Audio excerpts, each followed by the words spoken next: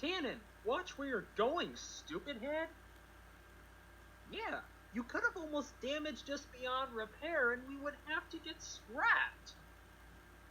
Sorry, Koby and Carson. I didn't realize both of you were in my path. Whatever. Just don't steal Amtrak coaches and crash into us again.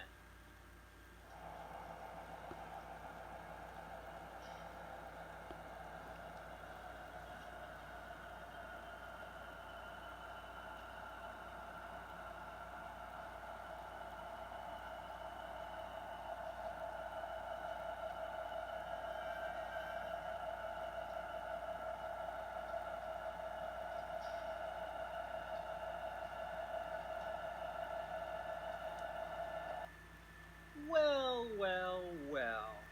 Looks like we have a criminal to bust. I know, right? I'm excited to see Tannen get the punishment he deserves. We will talk later.